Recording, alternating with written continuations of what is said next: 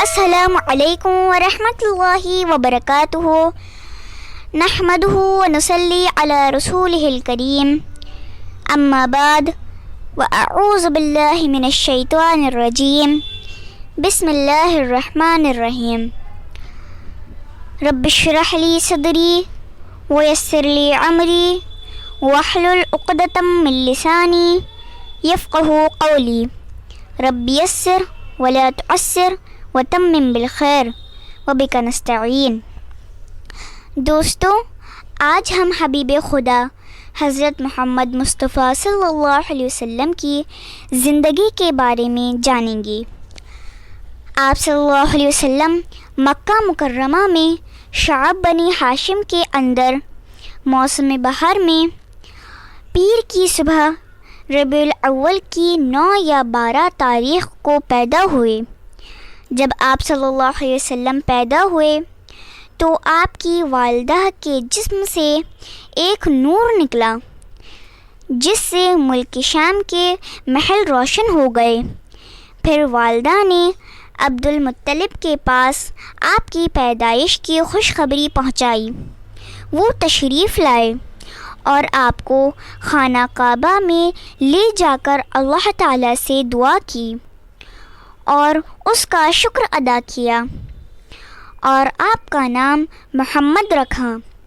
پھر عرب کے دستور کے مطابق 7ویں دن عقیقہ اور ختنہ کیا اور لوگوں کی دعوت کی۔ آپ صلی اللہ علیہ وسلم کے والدہ کا نام آمنہ اور آپ کے والد ماجد کا نام عبداللہ تھا، جو آپ کی پیدائش سے 2 ماہ قبل ہی فوت ہو گئے۔ آپ صلی اللہ علیہ وسلم کے دادا کا نام عبد المطلب تھا۔ انہوں نے آپ کی سرپرستی فرمائی۔ آپ صلی اللہ علیہ وسلم کو آپ کے والد کی لونڈی ایمن گود کھلایا کرتی تھیں۔ وہ حبشن تھیں اور ان کا نام برکت تھا۔ عرب کے دستور کے مطابق ایک خاتون حلیمہ آپ کو دودھ پلانے کے لیے اپنے ساتھ لے گئیں۔ مکہ سے واپسی پر حضرت حلیمہ اپنی خستہ حال گدھی پر سوار ہوئیں اور اپنے ساتھ آپ کو بھی لیا، مگر اب وہی گدھی اس قدر تیز چلی کہ پورے قافلے کو کاٹ کر آگے نکل گئی۔ دائی حلیمہ کا دستور تھا کہ وہ آپ کو ہر 6 مہینے بعد مکہ لاتی، والدہ اور خاندان کے لوگوں سے ملاتی اور اپنے وطن دیار بنو سعد واپس لے جاتے۔ جب مدت رضاعت پوری ہو گئی اور دودھ چھڑا کر آپ صلی اللہ علیہ وسلم کو آپ کی والدہ کے پاس لائی، وہ اب تک جو خیر و برکت دیکھ چکی تھیں، اس لیے وہ چاہتی تھیں کہ آپ کو ان کے پاس ہی رہنے دیا جائے، اور وہ آپ کو پھر اپنے گھر واپس لے گئیں۔ جب آپ 4 سال کے ہوئے تو آپ کو مکہ پہنچا دیا گیا اور آپ صلی اللہ علیہ وسلم نے اپنی ماں کے سائے میں کوئی 2 برس گزارے۔ پھر والدہ، دادا اور ایمن کے ساتھ مدینہ کا سفر کیا۔ آپ مدینے میں 1 ماہ رہ کر واپس ہوئے تو راستے میں آپ کی والدہ بیمار ہو گئیں اور ابا پہنچ کر انتقال کر گئیں۔ ان کو وہیں دفن کر دیا گیا۔ اب دادا عبد المطلب آپ صلی اللہ علیہ وسلم کو لے کر مکہ پہنچے۔ وہ آپ صلی اللہ علیہ وسلم کو اپنے اولاد سے بھی بڑھ کر چاہتے تھے، لیکن ابھی آپ کی عمر صرف 8 برس 2 مہینے اور 10 دن تھی کہ عبد المطلب بھی انتقال کر گئے۔ اب آپ کی آپ کے چچا ابو طالب نے آپ کی کفالت کی۔ یہ آپ کے والد کے سگے بھائی تھے، وہ بھی آپ سے بہت محبت کرتے تھے۔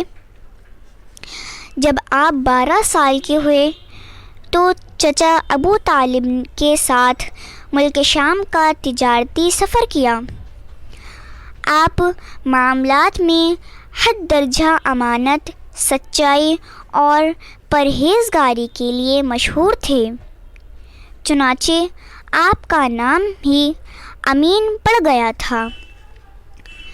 جب آپ کی عمر 25 سال کی ہوئی تو قریش کے سب سے معزز خاتون حضرت ختیجہ سے آپ کا نکاح ہوا۔ اس وقت حضرت ختیجہ کی عمر 40 سال تھی اور وہ 2 بار کی بیوہ تھی۔ حضرت خدیجہ رضی اللہ عنہا نبی صلی اللہ علیہ وسلم کی پہلی بیوی تھیں۔ ان کے جیتے جی آپ صلی اللہ علیہ وسلم نے کسی اور سے شادی نہیں کی۔ آپ کی تمام اولاد بھی ان ہی سے تھیں، صرف ابراہیم ماریہ قبطیہ سے تھے۔ آپ کی اولاد کے نام ہیں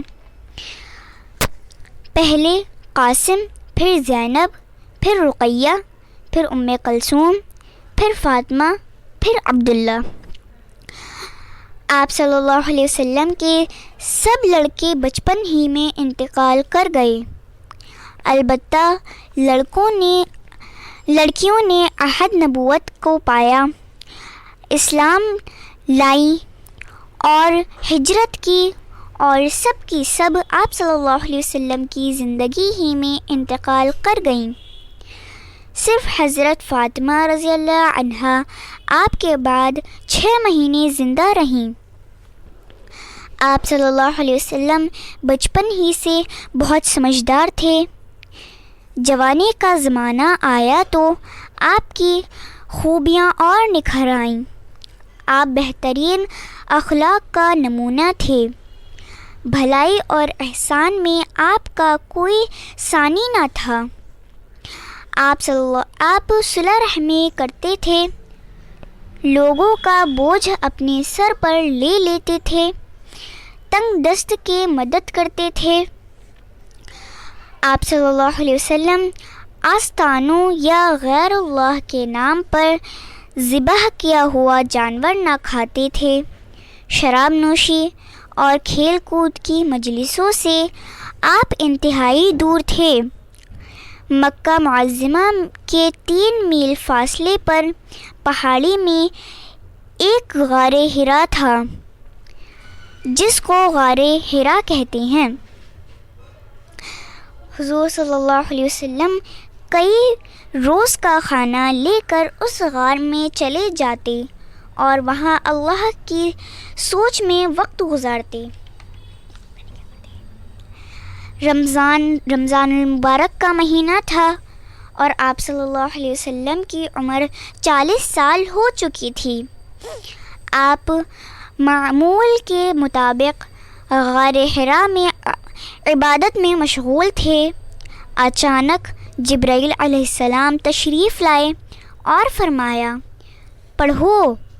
آپ نے فرمایا، میں پڑھنا نہیں جانتا۔ اس پر جبرائیل علیہ السلام نے آپ کو زور سے دبایا اور پھر کہا، پڑھو۔ آپ نے پھر وہی جواب دیا کہ میں پڑھنا نہیں جانتا۔ اس طرح جبرائیل علیہ السلام نے آپ کو 3 مرتبہ دبایا اور کہا، پڑھو۔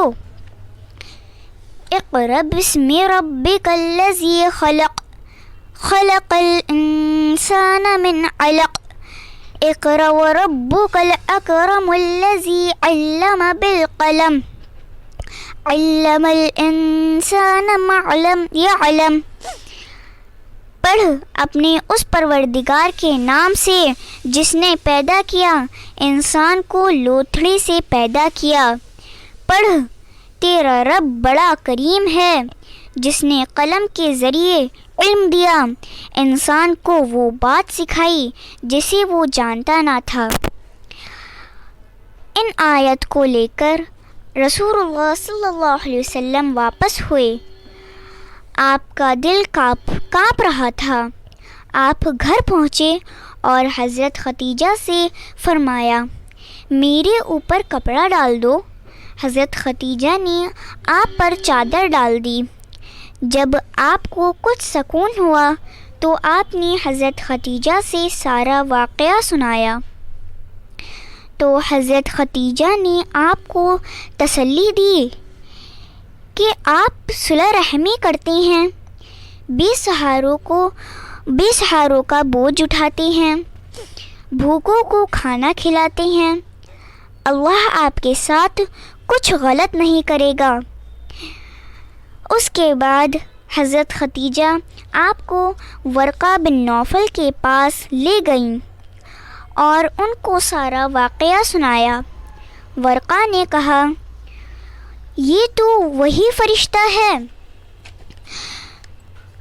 جو موسیٰ پر نازل ہوا تھا. کاش میں اس وقت جوان ہوتا، کاش میں اس وقت زندہ ہوتا جب آپ کی قوم آپ کو نکالے گی. رسول اللہ صلی اللہ علیہ وسلم نے ارشاد فرمایا تو کیا میری قوم مجھے نکال دے گی؟ ورقہ نے کہا ہاں، کوئی ایسا آدمی نہیں جو تمہارے جیسا پیغام لایا ہو مگر اس سے دشمنی نہ کی گئی ہو، اور اگر میں نے تمہارا وہ دن پا لیا تو تمہاری زبردست مدد کروں گا. اور وحی کا سلسلہ کچھ دن کے لیے رک گیا. دوستو، اس سے آگے کے واقعات جاننے کے لیے ہماری دوسری ویڈیو کا انتظار کیجیے. جزاک اللہ فی الدارین خیرا.